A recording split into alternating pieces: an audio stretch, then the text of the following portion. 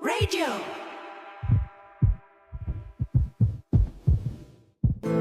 Magandang araw po sa inyo at sa mga kabarangay natin na katulad ko ay itago nyo na lamang sa pangalang Maureen. 34 years old at nagtatrabaho bilang supervisor sa isang private company sa Cavite. Ang totoo niyan ay kakadiscover ko pa lamang ng programa ninyong Barangay Love Stories simula ng magka-pandemic. At aaminin kong sobra po akong nagandahan sa kapapakinig.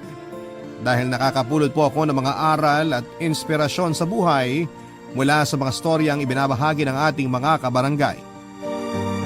Sa bagay, laging sinasabi sa akin ng mga magulang ko na bukod sa mga sarili nating experience, mahalaga po na matuto rin tayo mula sa ibang tao. Ako man ay may sariling karanasan at aral sa buhay na nais na ibahagi kaya nga ako sumulat dito. Marami rin po kasi akong pinagdadaanan, Papa Dudut. Bata pa lamang ay plinano ko na po ang buhay na dapat ay meron ako bago ako tumungtong ng 30 years old. Kaya nga tulad ng payo sa akin ng parents ko ay nag-aral po akong mabuti at nagtapos. Dahil sa pagsisikap, tiyaga at pagdarasal ay nagkaroon po ako ng magandang trabaho. Bukod doon ay nagkatotoo din po ang isa pang hiling ko sa Diyos. Matapos niyang ibigay sa akin si Gab para maging karagdagang inspirasyon ko sa buhay. Hindi nga po nagtagal ay naging magkasintahan kami at nauwi ang lahat sa kasalan.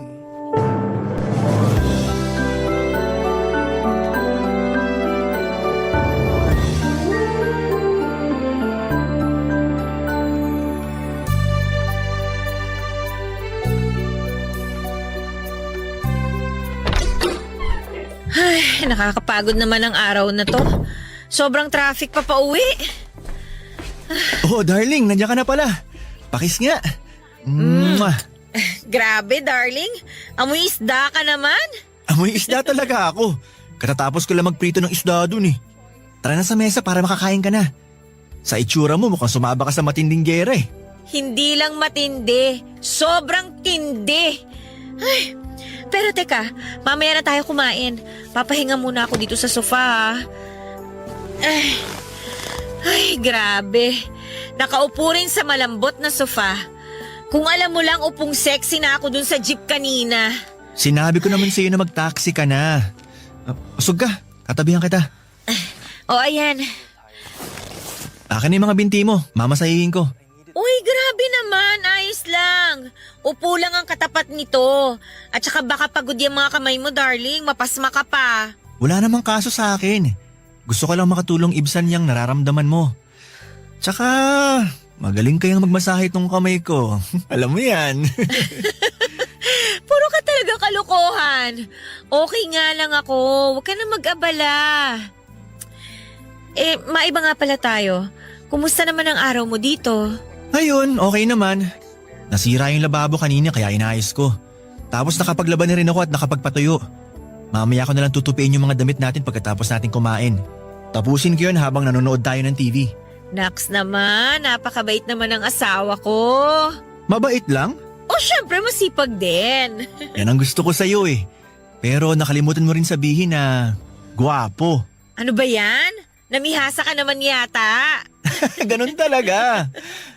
Pero alam mo, darling, sa totoo lang, nakakapagod din yung mga ginawa ko rito sa bahay. Kahit na mukhang kinaya ko at natapos ko, lawit pa rin ang dila ko. Ibang klase. Ayoko maging ganito hanggang tumanda ako. Alam mo naman na wala ka pang nahahanap na bagong trabaho, di ba? Hayaan mo, kapag may mapapasukan ka na, hindi mo na naman gagawin ang mga gawaing bahay na yan. Ngayon lang naman yan habang naghihintay pa tayo ng tawag mula dun sa mga kumpanya na inaplayan mo. Kung bakit kasi ang tagal-tagal nilang tumawag.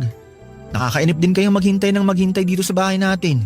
May iba namang tumatawag pero hindi mo pinupuntahan kapag ini-schedule ka ng interview, di ba? Di sana may trabaho ka na ngayon, darling. Kaya ako nga hindi pinupuntahan kasi alam kong pangit. Paano mo naman nasabi hindi mo pa nga pinupuntahan? Basta alam ko lang. Nagsisisi nga ako kasi nag-apply pa ako sa kanila eh. Kaya nga nitong nakaraan, nire-research ko muna ng husto yung company bago ko magpasa ng resume. Para kapag may schedule na ng interview, pupunta na lang ako. Kaso yun nga, kung kailan naman sigurado na ako sa kanila, mukhang sila naman ang alanganin sa akin. Basta, huwag ka lang mawala ng pag-asa na makakahanap ka rin ng trabaho na para sa'yo talaga. Hindi talaga. Alam mo iniisip ko, kawalan nilang isang tulad ko. Di ba magaling naman ako? Oo naman. Okay, Tams? Kaya kawalan talaga nila kapag di nila ako kinuha. Asset kaya ako sa mga kumpanya nila. Sa galing ko ba namang to? Oh, paano?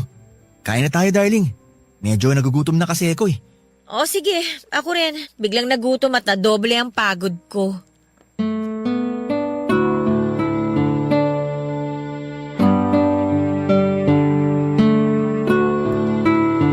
Papadudot, nagkakilala po kami ni Gab nang pareho kaming umaten sa birthday party ng common friends namin. And that time ay nagtatrabaho siya bilang insurance agent sa isang kilalang insurance company sa bansa. Guwapo, malakas ang karisma at sexy. Ganyan ko po siya i-describe. Mabait din po si Gab at hindi boring na kausap. Mabilis kaming nagkapalagayan ng loob matapos kaming ipakilala ng mga kaibigan namin sa isa't isa. May punto pa nga na tinukso pa nga nila kami kasi pareho kaming single ni Gab. Pero pinagtawanan lang po namin ang mga pang-aasar nila, papadudot. Dahil nga magka-vibes kami ay nagkapalitan na rin po kami ng numero at social media account. Tapos ay doon na po nagsimula ang pag-uusap namin na nauwi nga sa malalim naming samahan. Nang ikasal po kami ni Gab ay wala pong pagsidla ng kasiyahang nadarama ko. Dahil para sa akin ay siya nang lalaking sagot sa gabi-gabi kong panalangin sa Diyos na makakasama ko sa pagbuo namin ng pamilya. Kaya lang bago pa lamang kami sa aming kasal nang subukin po ang aming pagsasama. Yon ay nang mawala ng trabaho si Gab at nahirapan siyang makapag-apply muli dahil sa pagiging pihikan niya. Nang mga panahon na yon ay nagkasundo kami na siya na lamang muna ang tatao sa maliit naming bahay dahil nagtatrabaho po ako. Nangako naman si Gab na pagbubutihin ang paghahanap ng trabaho habang nag-aasikaso sa bahay namin. Wala namang pong kaso sa akin ang pagiging house husband niya dahil wala pa po kaming anak. Nagkasundo kami na mag-iipon muna ng pera at i-enjoyin ang pagiging mag-asawa namin. Hindi nga nagtagal ay nagising na lamang ako isang araw na para bang gusto ko nang maging nanay. Doon ko kinausap si Gab na handa na ako sa pagkakaroon ng anak. Bagay na sinang-ayuna naman niya. That time, probationary na siya sa isang private company at tiwala naman siyang mareregular. At kahit papaano ay meron naman kaming naipon para sa pinaplano naming pamilya. Kaya po ginawa namin ni Gab ang makakaya namin para makabuo ng baby sa lalong madaling panahon.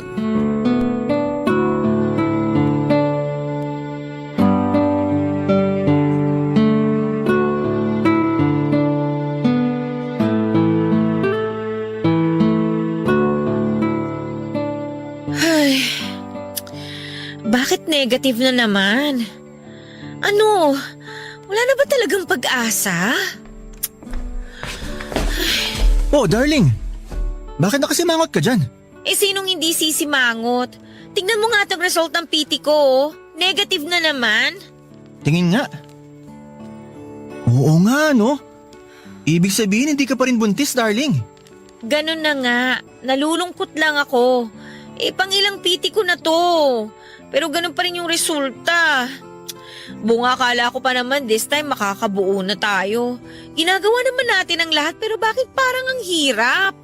Ay, hindi ko rin alam ang sagot sa tanong mo. Pero hayaan mo na lang siguro. Hayaan? Ano ibig mong sabihin na hayaan ko na lang? Hayaan. Yun bang kung dumating, okay. Kung hindi, okay pa rin. Ikaw nang may sabi. Ginagawa naman natin ang lahat, di ba? Para makabuo tayo ng baby. Kaso mukhang hindi pa to yung time para magkaanak tayo, darling.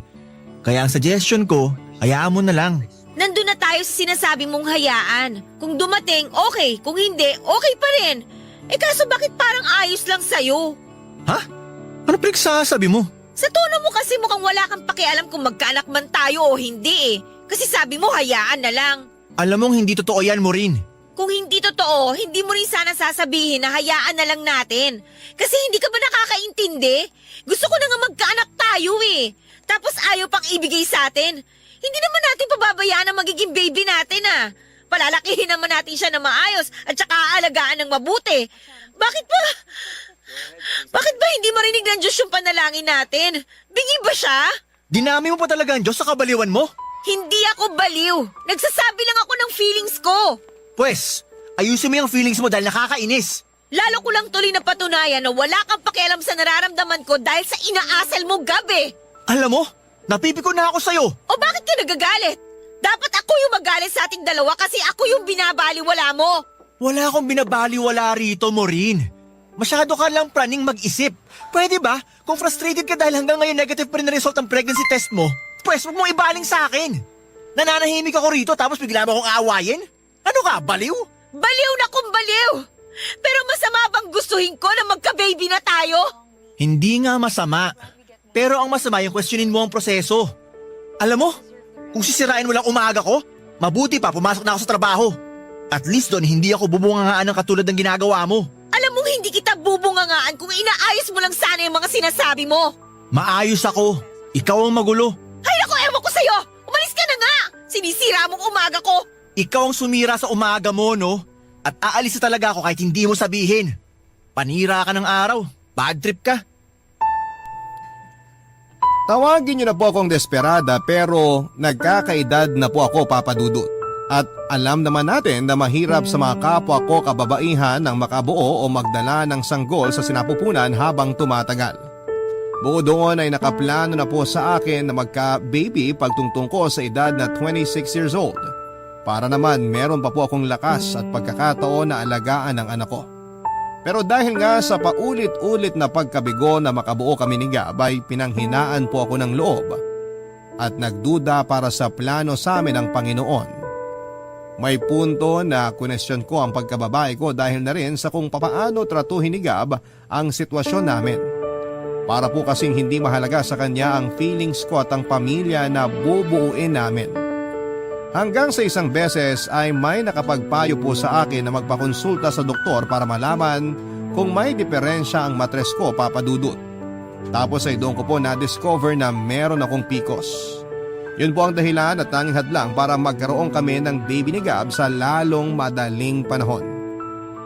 Kung daw na ako na palaging negative ang nakikita ko sa resulta ng pregnancy test. Samantalang wala po akong ideya na meron na pala akong medical condition. Mas lalo po ako nanlumo at nagtampo sa Diyos dahil sa pagkantala ng plano ko sa buhay. Barangay Love Stories. Barangay Love Stories. Nang mga panahon na yon ay aminado ko na nawala na ako ng gana na isang araw ay makakabuo kami ng baby ni Gab at matutupad ang pangarap kong magkaanak. Kaya nga pareho naming ginugol ang mga panahon namin sa pagtatrabaho. Pero sa aming dalawa ni Gab, ako po ang mas focus dahil may hinahabol akong promotion. Samantalang happy-go-lucky lang sa trabaho niya ang mister ko. Nasabi ko po yon dahil ang dami po niyang panahon para sumama sa mga barkada niya na uminom sa labas o lumaboy. May mga pagkakataon na natutulog ako mag-isa sa kama dahil busy si Gab sa pakikipaglaro sa mobile games sa mga kasamahan niya o di kaya ay kung ano-ano pa pong mga gawain na hindi ko namamalaya na unti-unti na palang nagpapalayo sa amin bilang mag-asawa. Hindi naman po ako mahigpit sa asawa ko.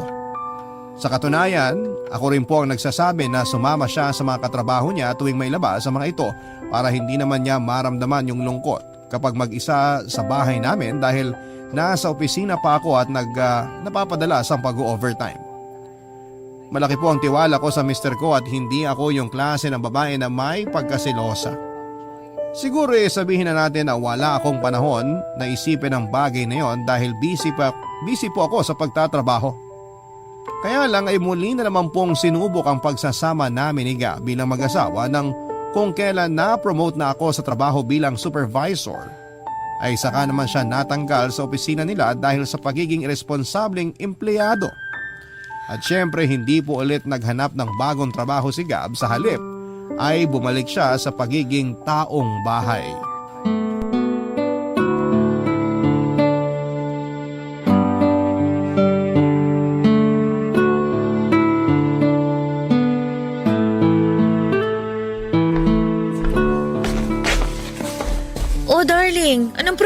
mo? Bakit malungkot ka yata? Ay, ano kasi darling. Malaki talaga ang problema ko. Gab, alam mo naman na mag-asawa tayo, di ba? Pwede mong sabihin sa akin ang gumugulo dyan sa isip mo. Nahihiya kasi ako, Maureen. Ayoko na sanang idamay ka pa rito. Bakit ka naman mahihiya sa akin? Katulad nga ng sabi ko, asawa mo ko. Pwedeng-pwede nating pag-usapan kung ano man yung mga problema mo. Ang totoo kasi niyan, na-ospital si nanay at kailangan ko ng tulong pinansyal. Kaso wala naman akong maiabot dahil wala akong trabaho. Pakiramdam ko nagkukulang ko sa kanya bilang anak niya. Sama-sama akong anak. Ay, alam mong hindi totoo yan. Hindi ka masamang anak dahil lang hindi ka nakakapag-abot ng tulong ngayon sa kanila. Ikaw na nga may sabi, wala kang trabaho, wala kang pagkukunan ng pera. Teka nga sandali lang, sino bang may sabi na hindi ka pwede mag-abot ng tulong sa kanila? May pera naman ako, Gab. Kahit paano pwede tayong magbigay. Hindi, wag na darling, nakakahiya naman sa'yo. Ano ba kasing nakakahiya doon? Nanay mo ang pinag-uusapan natin dito. Na kung tutuusin, nanay ko na rin. Hindi siya kung sino-sino lang. Alam ko yon, kaso hindi ko naman gusto yung ideya na ibibigay mo lang yung perang pinaghirapan mo. Kung gusto mo, utahin ko na lang. Babayaran ko na lang kapag nakaluwag-luwag na ako. Hindi mo na kailangang gawin yon. Hayaan mo na lang ako. Kasi pakiramdam ko nga wala na akong silbi. Tapos lalo mo lang pinamukha sa akin na wala akong kwenta. Ano bang pinagsasasabi mo? Alam mo kung anong ibig kong sabihin. Akala mo ba hindi ko napapansin na niyayabangan mo ako? Porque ikaw nagpapasok ng pera sa bahay na to? Wala kang idea kung gaano kahirap ang sitwasyon ko. Ako ang padre de pamilya, pero taong bahay lang ako. Nakaasa ako sa'yo. Ang hirap ng lunukin. Kahit kailan hindi ako nagyabang sa'yo. Ano namang mapapala ko kung gagawin ko yun? Mag-isip ka nga. Tsaka hindi ba kagagawan mo naman kung bakit ka natanggal sa trabaho? May pagkukulang ka bilang empleyado. Kung hindi ka naging irresponsable, hindi ka mawawalan ng hanap buhay. Oh, tapos anong ginagawa mo ngayon? Bumalik na naman yung dati mong ugali na may pagkapihikan sa ina-applyan. Tapos magkakaganyan ka dahil walang perang pumapasok sa'yo. Tingnan mo tong babaeng to. Ay naku, ewan ko sa'yo. Pagod ako tapos ang sakit mo pa sa ulo. Hindi mo na dapat dinadagdagan yung stress ko kasi mapapanot ako sa mga pinaggagawa mo. Malaki ka na naman eh. Alam mo na yung tama, alam mo na yung mali. Pero bakit kung minsan, daig mo pa yung alagaing bata na nagtatantrums kapag hindi nabibigyan ng atensyon? Hindi ko na dapat to sasabihin sa'yo kaso nakakapikon ka na eh. Excuse me nga ha, maglilinis na ako ng katawan ko para makatulog na. Hoy, Maureen! Hindi pa tayo tapos mag-usap! Bumalik ka rito! Ayoko kita makausap ngayong gabi. Sumasakit ang brain cells ko sa'yo.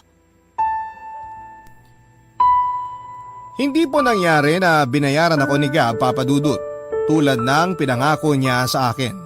Pero hindi ko na rin naman siya siningil pa dahil hindi rin naman po isyo ang pera sa aming mag-asawa.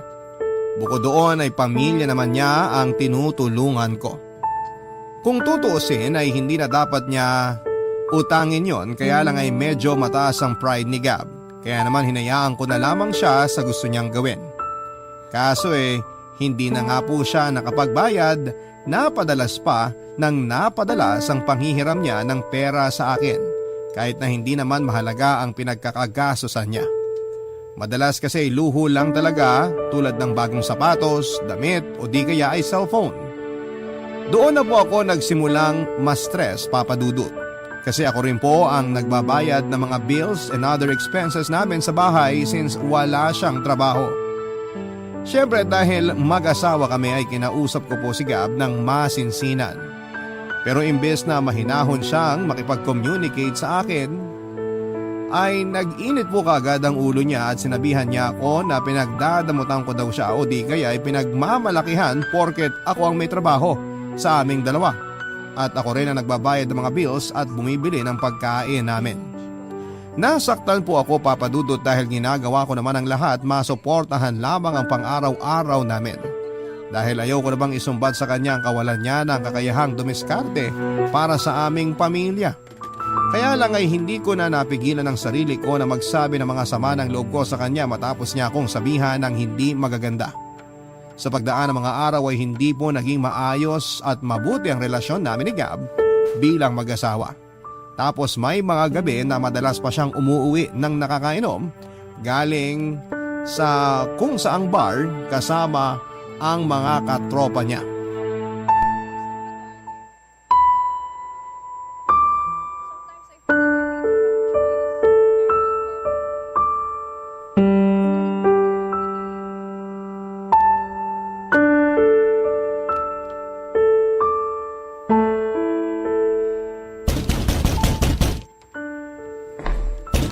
Sandali! Nandyan na! Huwag mo namang sirain yung pinto, ano ba? Bakit ngayon mo lang binuksan ang pinto? Kanina pa ako rito sa labas. Alis nga! Aray ko naman, Harang-harang ka. Gab! Ay, grabe. Nakaupo rin sa malambot naming sopa. Lasing ka ba? Ako, lasing? Di kaya. Nakainom lang. Sira ulo ka talaga, no? Ano bang problema mo? Bakit kinagagalit?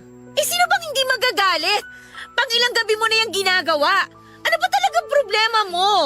Bakit pa na yung sama mo sa mga kaibigan mo para uminom? Alam mo ba na nag-aalala ako sa'yo? Iniisip ko kung nasan ka 10 oras ng gabi hanggang madaling araw kasi hindi mo man lang magawang sagutin ang tawag at text ko. Bakit ba? Sino ka? Nanay ba kita? Para sa kaalaman mo, malaki na ako. Kayang-kaya ko ng sarili ko kaya hindi mo na ako kailangan pagalitan ng ganyan. Ang bihira naman mo rin. Yung boses mo nakakabwisit sa tenga. Hindi nga ako ang nanay mo, pero ako naman ang asawa mo. Normal na mag-alala ako sa'yo. Tsaka hindi naman ako magkakaganito kung matino ka lang sana eh. Matino naman ako ah. Wala lang akong trabaho sa ngayon pero hindi ibig sabihin wala na akong kwenta. Lagi mo na lang pinamumukha sa akin na ganun akong klaseng tao. Kaya nakakawalang gana na eh. Alam mo ba yon? At kasalanan ko pa pala ngayon. Ayos ka rin eh, no? Sinong gusto mong sisihin ko? Yung kapitbahay natin? O yung tindero ng balot dun sa kanto? Wala ka talagang kwenta. Napakagago mong kausap. Huwag na huwag mo ako magsasalita ng ganyan ha! Gago ka! Gab, bakit mo naman ako sinampal? Ang ingay-ingay mo kasi! Hindi ba titigil yung bibig mo kakaputak? Gusto mo patuguin ko yan? Ano gusto mo? Sabihin mo lang gagawin ko talaga! Lumayo ka sa akin, hayop ka! Ikaw ang hayop! Kasi kung tao ka, hindi ka putak ng putak! Dapat sa'yo pinapasakan ng basahan sa bunganga eh, para manahimik na! Tigilan mo nga yan, Gab! Ano ba? Oh, ano? Ha? Ano? Nasasaktan ako, sabi! Lumayo ka sa akin! Aray! Walang iya ka talaga! Lalo akong nahilo dahil sa ginawa mo! Wala akong ginagawa rito! Ikaw ang bigla-bigla na lang nananakit! Ano ba problema mo, ha? Kung hindi ka masaya sa buhay mo, huwag mo akong idamay, please lang! Tapos ang kapal pa na mukha mong isisi sa akin kung ano nangyayari sa buhay mo ngayon. Samantala sa pagkakatanda ko, hindi ako nagkulang kakapaalala sa'yo at kakasuporta sa'yo bilang asawa mo. Desisyon mo na hindi magbago para sa ikaunlad ng sarili mo. Nasa iyo yung problema, wala sa akin. Tapos nananakit ka pa. Kung tinitikaw mo na lang yung bibig mo, sana hindi ka na nasasaktan. Hintayin mo ako makatayo rito. Lagot ka talaga sa akin. Subukan mo. Ipadadampot kita sa mga pulis. Papadudot yun po ang unang beses na pinagbuhatan ako ng kamay ni Gab pero hindi yon ang unang beses na pinagsabihan niya ako ng hindi maganda. Kaya nga doble o sabihin na po nating triple yung sakit at kirot sa dibdib ko dahil sa kagagawan lahat yon ng taong pinakamamahal ko. Siyempre pinatawad ko pa rin po si Gab nang mahimasmasan siya at nangako sa akin na hindi na niya yon uulitin. Pero hindi rin po niya yon napangatawanan dahil naulit ang pananakit niya sa akin sa tuwing sinisit ako siya o di kaya'y minamasama niya ang mga sinasabi ko tungkol sa kanya. Papadudot, mahal ko po si Gab. Malaki po ang pagpapahalaga ko sa kasal namin pero aminado ko na tahimik po akong nasasaktan sa mga ginagawa niya at pinaparamdam niya sa akin. Kung nagkulang man ako bilang asawa, inihingi ko na po yon ng kapatawaran sa kanya. Pero bakit parang kahit na anong gawin ko, pinaparamdam pa rin niya sa akin na hindi sapat ang mga nagawa ko at nagagawa ko. Dahil ba sa babae lamang ako? O dahil asawa niya lamang ako? Kung alam niyo lang kung gaano kahaba ang pisin ang pagtitimpi ko kay Gab, Masasabi nyo na sobrang martir ko para manatili pa sa isang relasyon na walang kasiguraduhan kung magtatagal nga ba. Barangay Love Stories. Barangay Love Stories. Naniniwala po ba kayo, Papa Dudut, na hindi ikaw ang makakapagpabago sa isang tao dahil ang makagagawa lang noon ay siya mismo? Kung hindi po siya determinado na tulungan ang sarili niya katulad ng pagtulong at pag-alalay mo sa kanya ay hindi siya makakausad o walang pagbabago ang mangyayari sa buhay niya.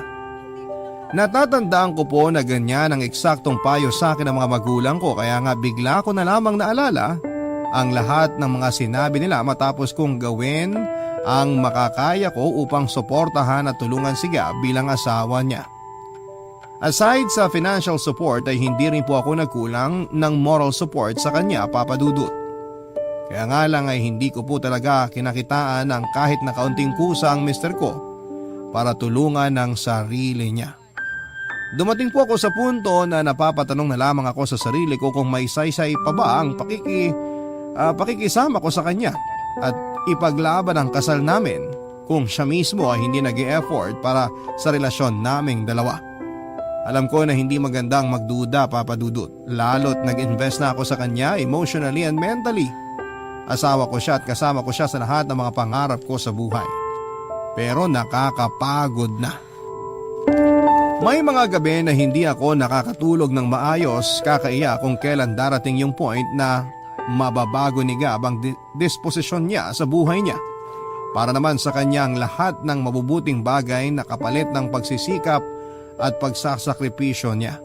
Siya lang din po ang makikinabang nun. Kaya dapat ay hindi niya masamain lalo na at sa akin ang gagaling. Pero akala ko'y wala nang lalala sa mga gagawin pa ni Gab. Pero doon po ako nagkamali, Papa Dudut.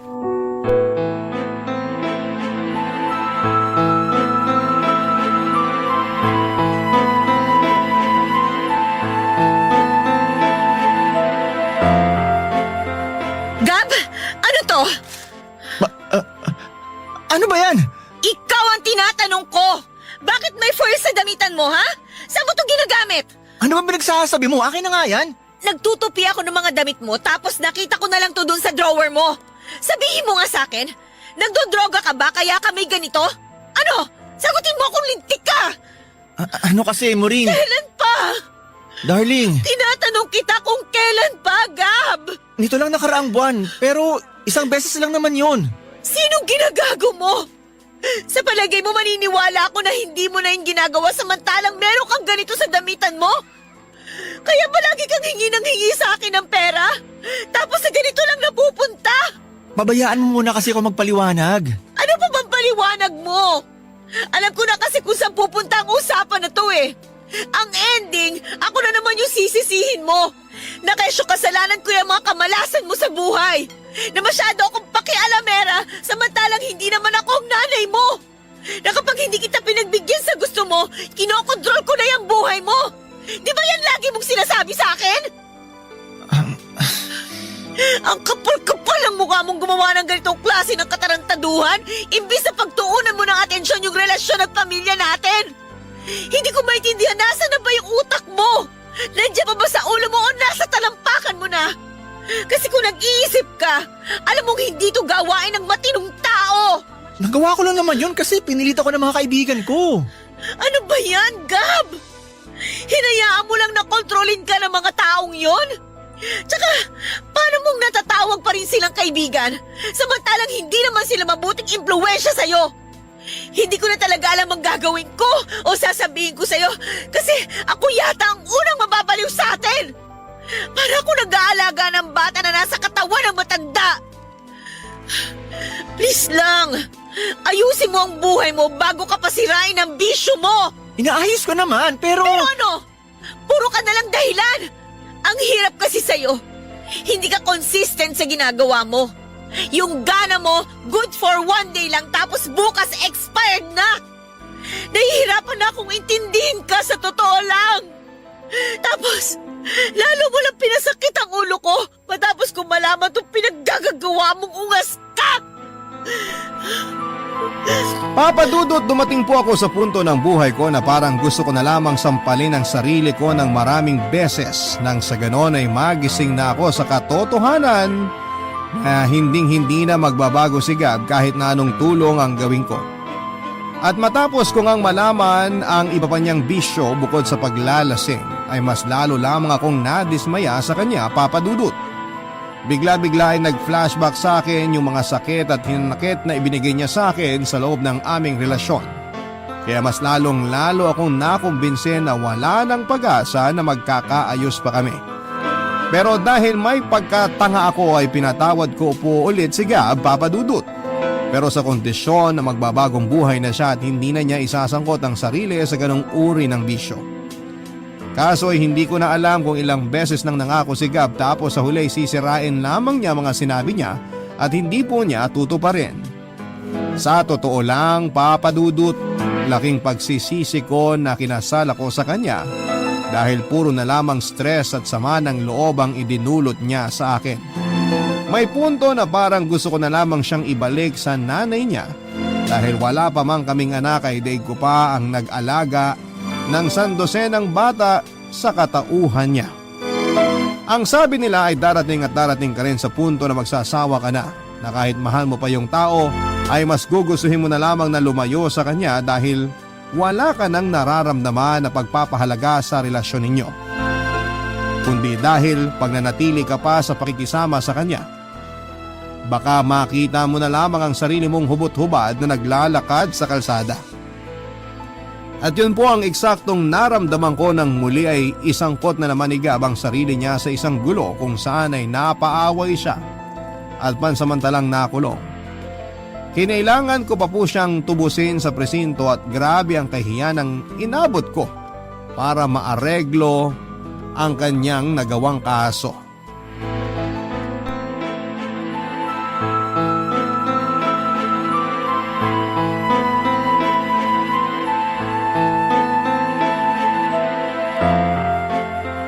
Gab, sira na ba talaga ang tuktok mo? Ano bang pumasok dyan sa kukote mo para maghamon ka ng away dun sa bar na pinuntahan nyo ng mga kaibigan mo at kamuntik mo pang madisgrasya yung tao? Naiintindihan mo ba na grabing iskandalo ang ginawa mo para puntahan at piyansahan pa kita dun sa presinto? Di sana kung masama ang loob mo, hindi mo na lang ginawa. Pinabayaan mo na lang sana ako mabulok doon kung isusumbat mo lang din sa akin na... Aray! Bakit mo naman ako binatukan? Nakuha mo pa talaga magsalita ng ganyan imbis na magpasalamat sa akin dahil pinuntahan kita at inareglo ko yung kaso mo? Gab, ano bang ginagawa mo sa sarili mo? Gusto mo na ba talaga sirain ang buhay mo? Desidido ka na ba talaga mabulok sa kulungan at doon na tumanda? Kasi alam mo kung oo, sabihin mo lang, ibabalik kita doon ngayon din! Baliw! Ah, ako pa talaga? Ako ba yung nakulong at kamuntik na makasuhan? Ako ba yung nanggulo tsaka nakasira ng mga gamit dun sa bar? Ako ba yung lasinggero? Hindi ba ikaw yon? Ikaw lahat yon! Pwede mo huwag mo nga akong baliktarin? Ay, sorry na, okay? Hindi ko lang talaga nakontrol yung emosyon ko kasi naman, napiko na ako at nakainom. Kung hindi naman ako lasing, hindi ko naman gagawin yun. Bakit ba kasi ang hilig mong uminom? Ano bang napapala mo sa pag-inom ng alak? Yung mga perang hinihiram mo sa akin na dapat pinang-a-apply mo, dun lang napupunta. Pag hindi naman kita nabibigyan, nagagalit ka. At minsan pinagbubuhatan mo pa ako ng kamay. Hindi ko na talaga alam kung magbabago ka pa o habang buhay magiging ganyan ka na lang. Anong ibig mong sabihin mo rin? Pagod na kasi ako eh. Pagod na ako. Inuubos mo yung pagkatao ko. Ubus na ako sa'yo. Para akong kandilang nauupos. Buti nga wala tayong anak kasi alam mo kung meron. Tapos ganyan ka pa kapasaway. Eh baka tumalo na lang ako dun sa tulay o di kaya nagbigti na lang ako para magpakamatay. Hindi naman ako nagkulang sa pagiging asawa mo, alam mo yan. Pero may mga gabi na tinatanong ko yung sarili ko. Hanggang kailan? Hanggang saan kita kayang pagtiisan? At pagkatapos nga nitong ginawa mo, narealize ko na ayoko na makisama sa'yo. I'm sorry pero gusto ko na maghiwalay tayo ng landas. Ha? Maureen naman, please. Huwag ka naman ganyan oh! Darling, baka nabibigla ka lang! Seryoso ko, Gab. Ayoko nang pakisamahan ka sa iisang bubong dahil punong-puno na ako sa'yo. Bago man ako humantong sa ganitong desisyon, pinag-isipan ko naman tong mabuti eh. Kaya nga desidido na ako. At wala nang makakapagpabago pa ng desisyon ko. Mahal ko po si Gab pero mas mahal ko ang sarili ko kaya humantong ako sa ganong klase ng pagpapasya, Papa Dudut. At alam kong alam ni Gab na kapag nagbitaw ako ng ganong salita, ang ibig sabihin nun ay seryoso ako at handa ako ng pangatawanan yon. Nang araw na yon ay sinabihan ko po si Gab na mag-alsabalutan na at umuwi na sa bahay ng mga magulang niya. Ako po ang may-ari ng bahay kaya ako ang mas may karapatan sa bahay na yon. Sabihin niyo na po na masama akong asawa pero sana'y isipin niyo rin muna ang mga pagtitimpi ko para kay Gab. Napagod na lamang ako at tinanggap ang katotohanan na hindi talaga para kami para sa isa't isa. Sa kasalukuyan ay mag-isa na lamang po akong nakatira sa bahay namin pero di hamak na mas payapa at masaya. Paminsan-minsan ay dinadalaw ako ng mga magulang ko and other relatives kaya nalilibang ako. Kung tatanungin nyo kung kumusta si Gab, ang balita ko ay nasa poder siya ng mga magulang niya at nakabalik na sa pagtatrabaho. Pero hindi ko na po inalam kung saang kumpanya. Ewan ko po ba, napagod na lamang ako na isangkot sa kanya ang buhay at sarili ko matapos na mga nangyari sa amin. Oo, nandun ang panghihinayang at lungkot kasi kinailangan naming maghiwalay. Pero minsan mas makakabuti yon dahil hindi nakabubuti sa aming sarili kapag magkasama po kami.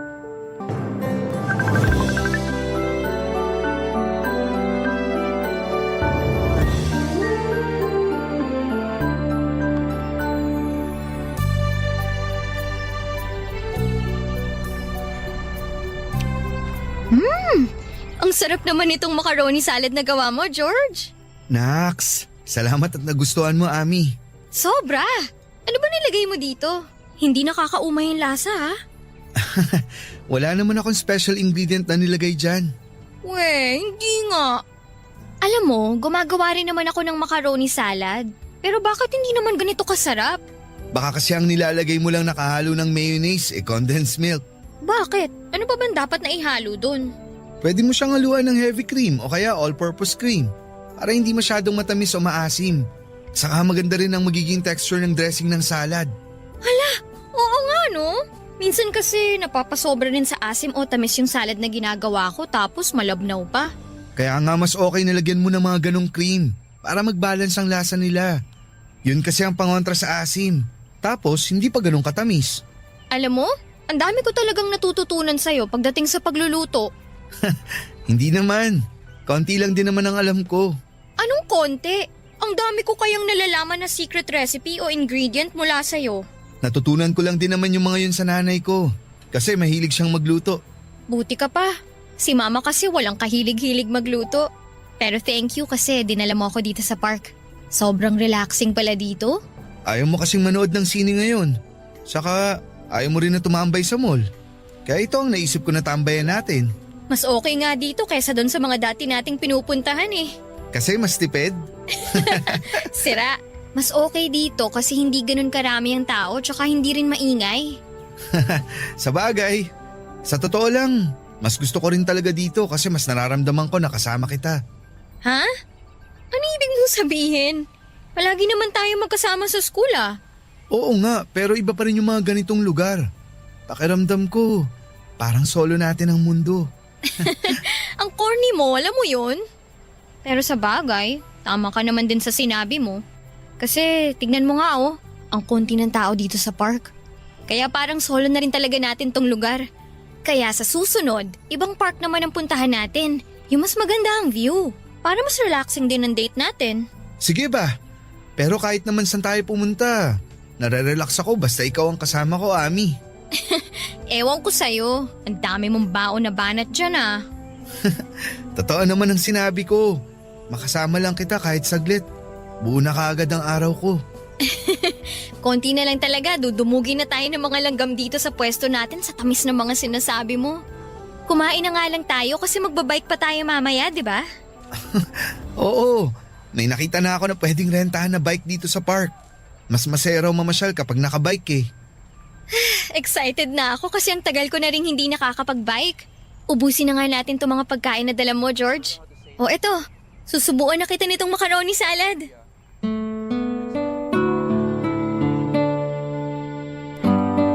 Papadudot akala ng ibang mga kaibigan ko ay may relasyon na kami ni Ami. Kasi nga madalas nilang nakikita na sweet kami sa isa't isa. Pero sa tuwing tatanungin nila ang estado namin ng relasyon namin ni Ami ay sinasabi ko sa kanila na magkaibigan pa rin lang kami at nanliligaw pa lang din ako sa kanya noon. Nagtataka sila kung bakit hindi pa ako sinasagot ni Ami. At sa totoo lang ay medyo naiinip na rin ako pero syempre hindi ko yon pinapakita kay Ami. Wala rin naman ako magagawa dahil sabi nga ni Ami, hindi pa siya handa na pumasok sa isang relasyon. Ang mahalaga para sa akin noon ay madalas kaming magkasama at nararamdaman ko na malaki ang pag-asa ko sa puso niya. At sabi nga niya, may hinihintay lang daw siya na sign bago niya ako sagutin. Ang dating nun sa akin, gusto niya rin ako pero mas gusto niya pang makita na seryoso ako sa kanya, Papa Dudut.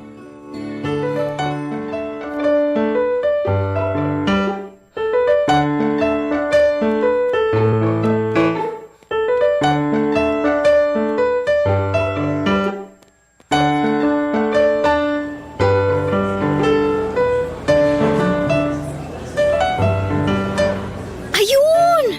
Nanalo din ako sa nilalaro ko dito sa cellphone ko.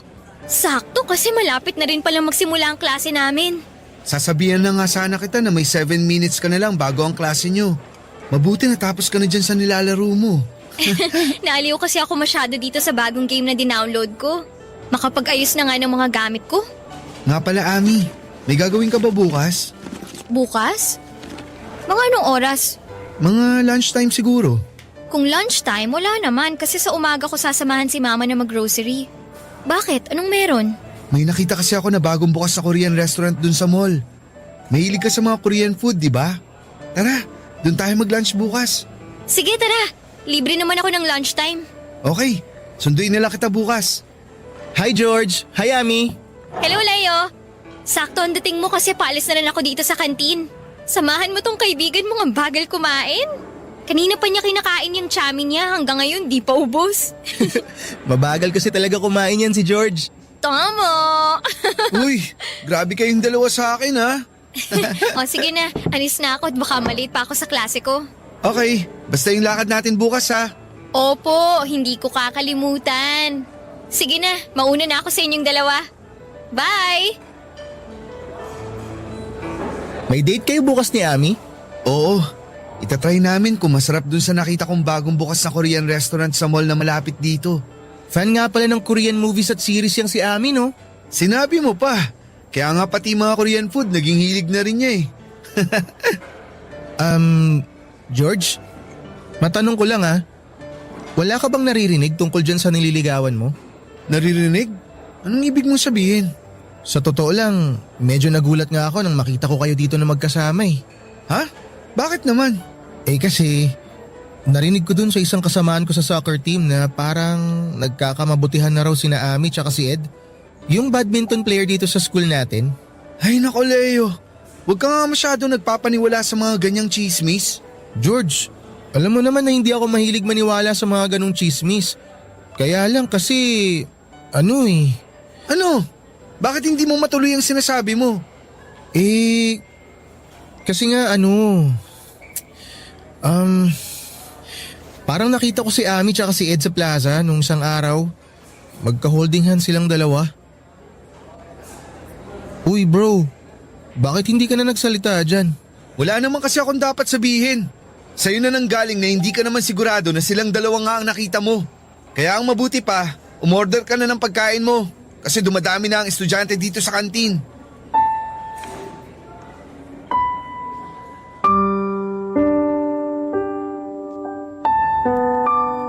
Papa Dudut, hindi talaga ako naniniwala sa sinasabi ng kaibigan kong si Leo.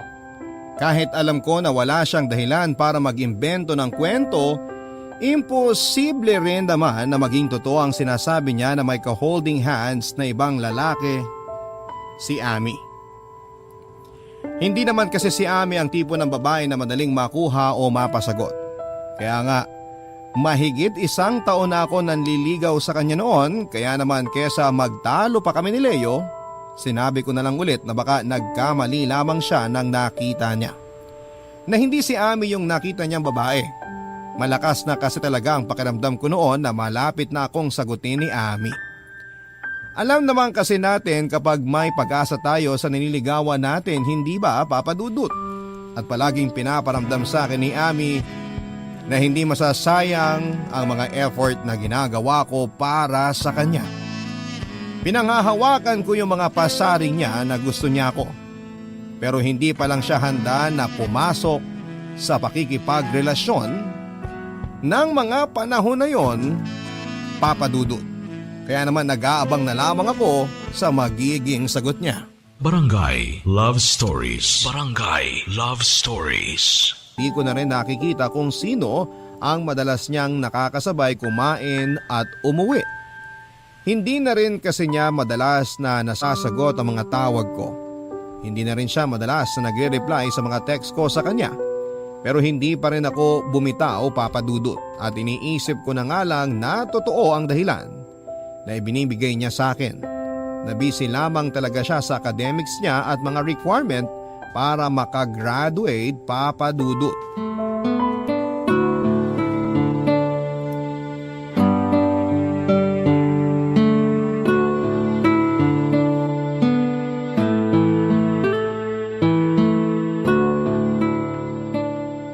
Ami!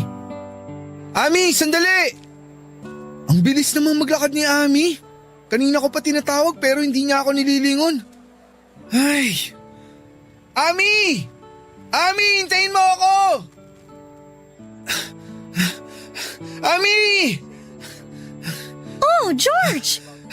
Naabutan din kita sa wakas. Kanina pa kita tinatawag pero hindi mo naman ako pinapansin. Naku, pasensya na. Naka-earphones kasi ako at nakikinig ng kanta. Ganun ba? Ay, kaya naman pala hindi mo ako naririnig. Oo, sorry talaga. Bakit mo nga pala ako hinahabol? Eh kasi 'di ba, sabay tayong magla-lunch. Hinintay kita sa kantin pero hindi ka naman dumating.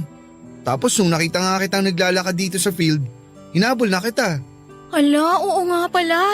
Nakalimutan kitang i-text kanina na na-extend ang klase ko kaya doon na lang kami sa kabilang kantin kumain ng mga kaklase ko.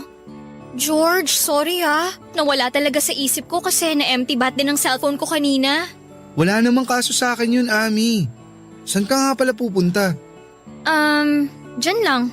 Saang dyan lang? Tara, sama na kita. Naku, wag na. Kaya ko naman maglakad mag-isa. Alam ko namang kaya mo, pero gusto lang sana kitang samahan. Lika na, saan ka ba pupunta? Hindi na nga, George. Ako na lang mag-isa maglalakad. Sige na, baka may klase ka pa. Wala akong klase, kaya may oras ako para sa'yo. Ikaw lang naman ang walang oras sa akin eh. Ano bang pinagsasasabi mo? Ami, alam kong alam mong ibig kong sabihin. Hindi ka na masyadong nagre-reply sa mga text ko. Hindi mo na rin sinasagot ang mga tawag ko. Ano naman ngayon? Required ba na palagi akong sumagot kapag nagtitext o tumatawag ka sa akin? Hindi naman sa ganun. Kaya lang kasi, kahit kapag nagyayaya ako na lumabas tayo, palagi ka rin namang busy. Ano magagawa ko? Sa busy nga ako sa mga ganap dito sa school at thesis ko. Alam mo, George, parang masyado ka lang nagiging demanding. Uy, hindi naman Talaga? Hindi? Kahit ang dami mong nirereklamo sa akin ngayon? Alam mo, mas mabuti siguro kung tumigil ka na lang sa panliligaw mo sa akin. Uy, Ami, wag naman ganun. Sorry na. Namiss lang naman kita kaya nagkakaganito ako. Ayun na nga Hindi pa kita boyfriend pero nakakasakal na yung mga kinikilos mo. Makaalis na nga. Sinasayang mo lang ang oras ko. Ami, sandali lang. Mag-usap muna tayo. Ano ba? Bitawan mo nga ako. Wala na tayong dapat na pag-usapan, George. At uulitin ko, tumigil ka na sa panliligaw mo sa akin para manahimik na rin ang mundo ko sa'yo. Hindi mo naman kailangan gawin yun. Promise, hindi na ulit ako mangungulit. Basta hayaan mo lang ako sa ginagawa kong panliligaw. Hindi nga pwede. Bakit hindi na pwede? Kasi may boyfriend na ako. Kaya layuan mo na ako at tigilan mo na ako. Papadudot sa kabila ng mga sinabi sa akin ni Ami ay hindi rin kagad ako sumuko sa kanya. Palagi pa rin ako nagtitext sa kanya kahit na hindi na siya nagre-reply. At minsan din ay nilalapitan ko siya kahit ayaw na niya akong kausap. Nagpapadala rin ako ng regalo sa bahay niya kahit na hindi ko sigurado kung tinatanggap o tinatapon lang ba niya yon. Gusto ko lang na makita niya na ako ang mas karapat-dapat na lalaki para sa kanya. Na ako na lang sana ang piliin niya. Pero dumating ang araw na napagod at sumuko rin ako at tuluyan na akong huminto sa paghahabol ko kay Ami. Mabuti na lang papadudot patapos na rin ang huling taon namin sa kolehiyo kaya naman nagawa kong makapag-move on kaagad. Lumuwas ako ng Maynila at dito na nagtrabaho. Malaking factor din kasi yon na hindi ko na siya madalas na nakikita kaya nagawa ko rin kalimutan si Ami. Sinimulan kong mag-focus sa sarili ko pero wala pang isang taon ang nakalipas ay nagkaroon kagad ako ng bagong inspirasyon. Hindi nga nagtagal ay naging girlfriend ko rin ang inspirasyon kong si Isabel, papadudot.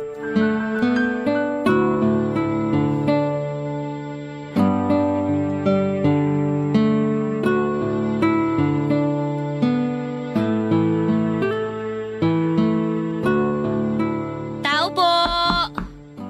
Tao po! Sino kaya yung kumakatok sa labas? Nakatulog pala ako dito sa sofa.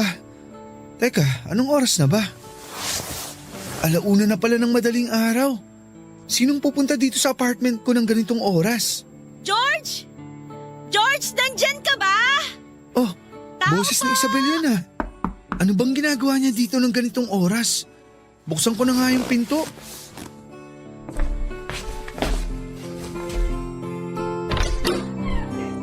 Oh, sweetie! Anong ginagawa mo dito?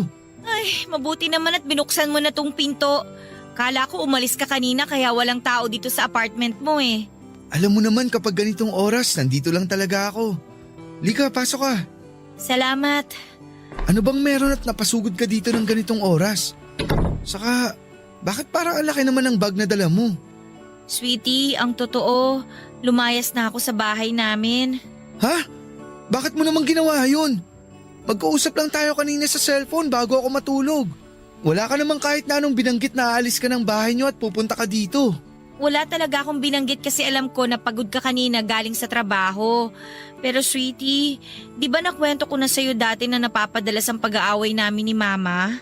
Oo nga, pero hindi naman sapat na dahilan yun para lumayas ka sa bahay niyo. Hindi mo kasi ako naiintindihan eh. Uy, sweetie, bakit naman bigla ka na lang umiyak? Eh kasi parang ayaw mo ako dito sa apartment mo eh. Hindi naman sa ganun. Nagulat lang ako kasi nga napasugod ka ng ganitong oras. Tapos may dala ka pang mga gamit. Eh kasi nga, lumayas na ako sa bahay namin. Paulit-ulit lang, George. Ay, ano ba talagang nangyari? Anong pinagtalunan niyo ng mama mo? At bakit ka nagalit sa kanya? Hindi naman talaga ako galit kay Mama. Oo, masama yung loob ko. Pero hindi siyang dahilan kung bakit umalis ako sa bahay namin. Eh sino palang dahilan? Yung bagong kinakasama ni Mama. Oh, bakit? Anong ginawa niya sa'yo? Ang totoo, George. Matagal ko na siyang nahuhuling binobosohan ako habang naliligo sa banyo. Umaalis din naman kagad siya kapag nahuhuli ko siya. Sinabi ko yun kay Mama dati. Pero nagalit lang si Mama at sinabihan ako na wag raw ako mag-imbento ng kwento. Kaya lang kanina habang nasa palengke si Mama, natakot na talaga ako. Kasi naramdaman ko na pinipilit buksan ng boyfriend ni Mama yung pinto ng kwarto ko. Mabuti na lang nakadouble lock ang pinto ko noon kaya hindi niya ako nagawang pasukin sa kwarto. Pero hindi ko na kayang magtiis sa pangmamanyak na ginagawa niya sa akin. Natatakot ako na tuluyan niya na akong magawa ng masama. Kaya nagdesisyon na ako na lumayas na sa bahay namin. Bakit naman hindi mo kaagad sinabi sa akin ang tungkol dito? Dahil ayoko ng gulo. Ang gusto ko lang, makalayo na kay Mama at sa manyakis na lalaking yun. George, Dito na lang ako sa place mo. May trabaho naman ako. Makakapag-share ako sa mga gastusin mo dito. Promise, hindi ako magiging pabigat sa'yo. Basta, hayaan mo lang ako dito. Ayoko na kasi sa amin. Natatakot na talaga ako sa boyfriend ni Mama. Pero kung ayaw mo talaga na dumito ako, sige, ayos lang. Wala naman ako magagawa eh. Hahanap na lang siguro ko ng ibang pwede kong tuluyan na bahay. Ano ka ba? Siyempre hindi na kita hayaang umalis. Nagulat lang talaga ako sa biglang pagdating mo kanina. Pero ayos lang sa akin ang lahat. Dito ka na lang sa apartment ko, Isabel. Huwag kang mag-alala. Hindi ko hahayaan na masaktan o malapitan ka ng hayop na lalaking yun. Papadudot, nakilala ko si Isabel sa isang kantin na madalas kong kainan dati sa dati kong pinagtatrabahuhan.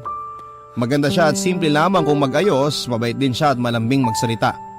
Yon ang mga katangian niya na nakakuha ng atensyon ko.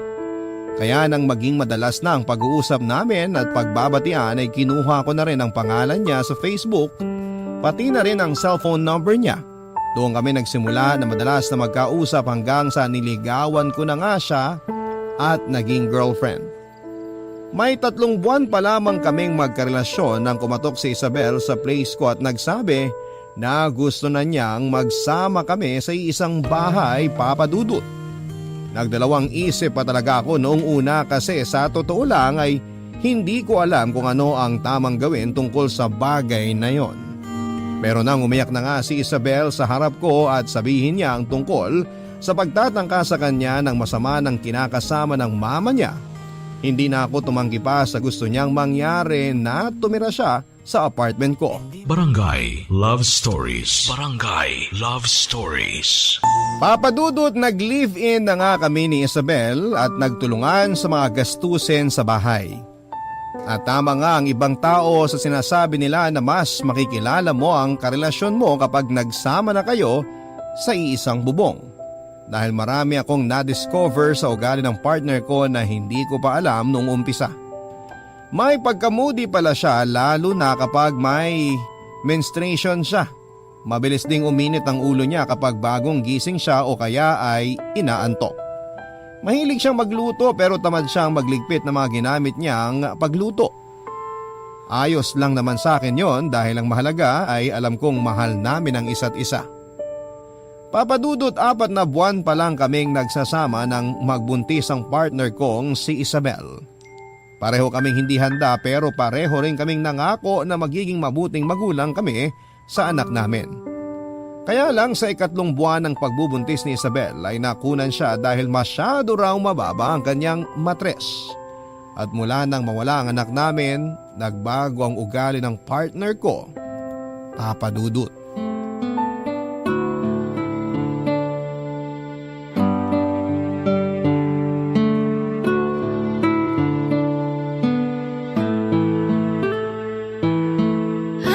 Nakakapagod ang traffic. Grabe. Sweetie, mabuti naman at nakauwi ka na. Ginabi ka na yata masyado. Oo, nag-general cleaning kasi kami sa kantin kanina kaya late na kami pinauwi ng supervisor namin. Kaya pala mukhang pagod na pagod ka. Kumain ka na ba? Talaga ba, George? Tinatanong mo pa talaga sa akin yan? Ha? Bakit? May mali ba sa tanong ko? Gusto ko lang naman malaman kung kumain ka na eh. Malamang, hindi pa ako kumakain. Sa tingin mo ba may madadaanan pa akong bukas na kainan ng ganitong oras? O sige, sandali lang. Magsasaing lang ako ng kanin. Ano? Hindi ka pa nakakapagsaing? Oo, hindi pa nga. Huwag mong sabihin na hindi ka pa rin nakakapagluto ng ulam. Sweetie, pasensya na.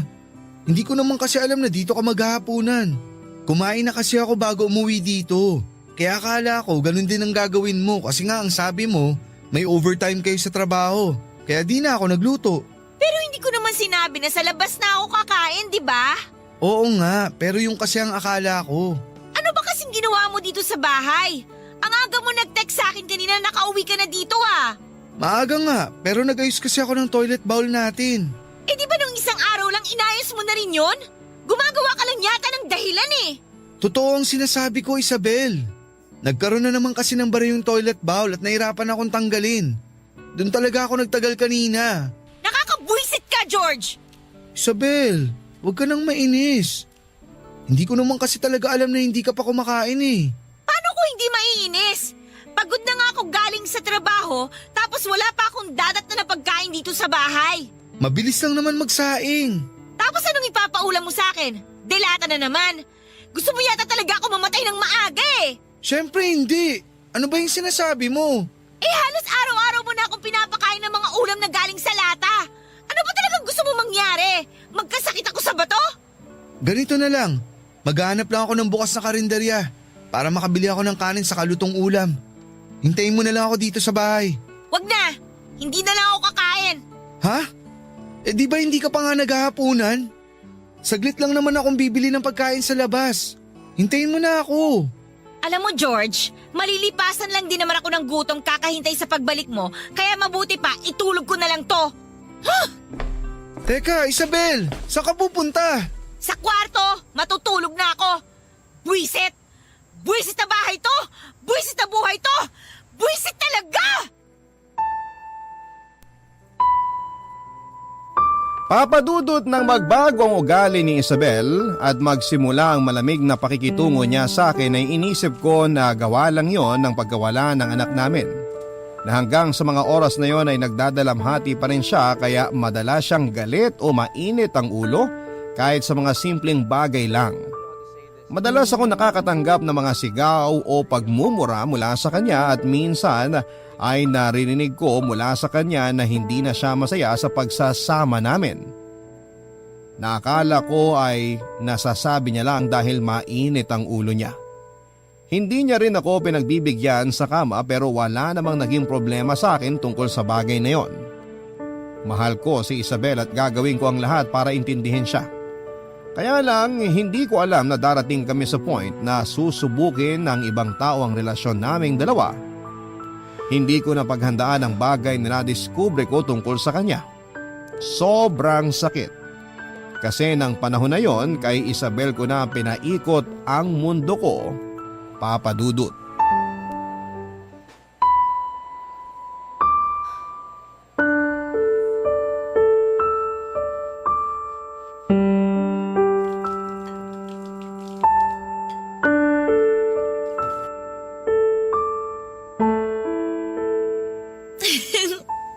Oo nga. Bukas nga tayo magkikita. Promise, hindi na ako malilate. Aagahan ko para mas marami tayong oras para sa isa't isa. Miss na kasi talaga kita eh. Sino yung kausap mo? George? Bakit nandito ka na? Akala ko mamaya pang uwi mo kasi may overtime kayo sa trabaho. Ang tanong ko ang sagutin mo. Sino yung kausap mo? Kaibigan ko lang. Kaibigan mo lang? Talaga? Oo nga, ano ba kasing problema mo? Patingin nga ako ng cellphone mo. Ayoko nga. Akin na yung cellphone mo, Isabel. Ayoko nga, ano ba? Bigyan Akin mo nga sabi. ang cellphone ko. Ano ba kasing problema mo, George? Gusto ko lang makita kung sino yung kinakausap Ano mo. ba? At kilig na kilig ka dyan. O yan! Ayan ang cellphone ko, isaksak mo sa baga mo. Kainis ka. Rex? Sino tong Rex na nasa last call history ng cellphone mo, ha? Kaibigan ko nga lang yan. Sinabi ko na sa'yo kanina, di ba? Kaibigan, pero kilig na kilig yung boses mo nang marinig kita kanina bago ako pumasok dito sa kwarto. Sabihin mo nga sa akin, saan mo ba naging kaibigan tong Rex na to? Alam mo, nakakairita ka na eh. Ano ba kasing pakialam mo kung saan ko nakilala mga kaibigan ko? May pakialam ako kasi boyfriend mo ako. Ganon. O sige, para tigilan mo na yung pakikialam mo sa buhay ko, maghiwalay na lang tayong dalawa.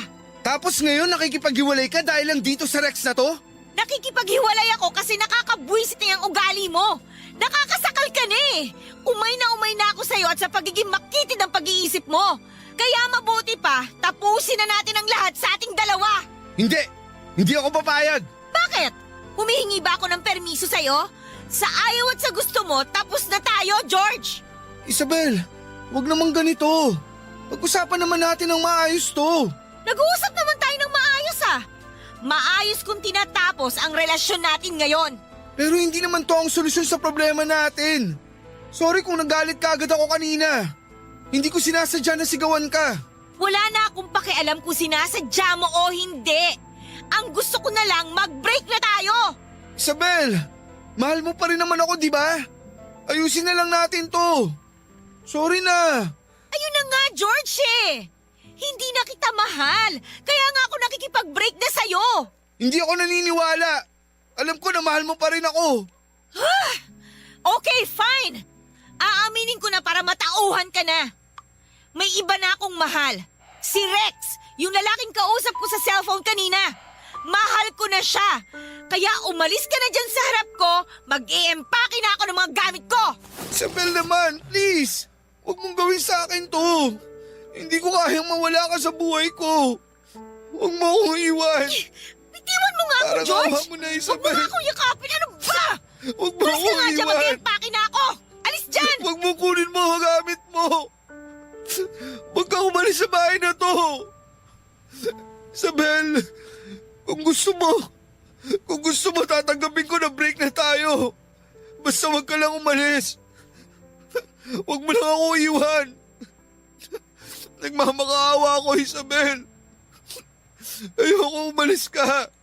Dito ka na lang. Huwag mo akong iwan. Siguro nga Papa Dudut ay marami na akong senyales na nakikita noon na niloloko ako ng partner kong si Isabel.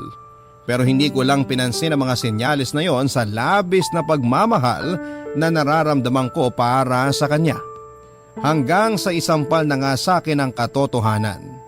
Pero hindi pa rin ako sumuko at hindi ko siya binitawan, Papa Dudut. Wala mahal ko talaga siya. Kaya sa kabila ng mga sinabi niya sa akin na hindi na niya ako mahal, nakiusap pa rin ako na huwag siyang umalis sa bahay at huwag niya akong iwanan. Pinagbigyan niya naman ako at nagstay pa rin siya sa place ko. Pinagsilbihan ko siya kahit palagi niyang pinaparinig sa akin na may kausap na siyang ibang lalaki sa cellphone. At hindi na talaga ako ang mahal niya, Papa Dudut. Doon ko naisip na minsan sa sobrang laki ng pagmamahal na nararamdaman natin para sa isang tao ay nagiging bulag at bobo na tayo. Wala na tayong ibang iniisip noon kundi hindi sana bumalik tayo sa panahon na mahal pa rin tayo ng taong naging dahilan ng pagiging masaya natin. Na sana mahalin ulit tayo ng taong mahal natin pero may mga bagay talaga na hindi na natin pwedeng balikan pa at may mga pangyayari na hindi na pwede pang magbago. Dahil nagkaroon ulit kami ng pagtatalo ni Isabel nang dalhin niya ang bago niyang boyfriend na si Rex sa mismong place ko. Hindi ko na napigilan pa ang sarili ko at nasuntok ko ng ilang beses si Rex hanggang sa umalis na ito ng bahay. Naiwan si Isabel pero nagsimula na mag-impake ng mga gamit niya na kaagad ko namang pinigilan. At sa ilang beses na pakiusap at pagmamakaawa ko sa kanya, nako ang piliin niya ay hindi yon nangyari, Papa Dudut. Kahit halos humagulhol na ako sa harapan niya at lumuhod ay wala pa rin ako nagawa para pigilan siya sa ginagawa niya. At bago pa nga siya tuluyang lumayas ng bahay ay muli ako nagmakaawa sa kanya. Muli ako nakiusap na doon na lang muna siya sa bahay. Kahit na hindi na kami mag-usap, kahit na hindi na kami magkabalikan, basta makasama ko lamang siya ay sapat na. Sobrang desperado na ako pero wala na akong pakialam pa. Siyempre hindi na niya ako pinagbigyan at tuluyan na niya akong iniwanan. Sa mga sumunod na araw ay nalaman ko kung saang bahay siya tumuloy at pinuntahan ko pa rin siya para muling pakiusapan na magkabalikan kaming dalawa. Doon ko ulit nakita si Rex pero sa pagkakataon na yon ay ako naman ang nabugbog niya. Kaya ko namang lumaban pero hindi ko ginawa lalo na nang harap-harapan itong piliin ni Isabel kesa sa akin. Pinamukha niya na kahit kailan ay hindi na niya ako magagawa pang mahalin. Na hindi na ako lalaking makapagpapaligaya sa kanya. Tinanong ko siya, Papa Dudut, kung ano nga ba ang meron ng lalaking yon na wala ako, ano ang ibinigay nito sa kanya na hindi ko ibinigay. At bakit hindi ako ang pinili niya sa kabila ng mga bagay na naisakripisyo ko para sa kanya. Isa lamang ang naging sagot niya. Mahal niya ang bagong boyfriend niya kaya ito ang pinipili niya.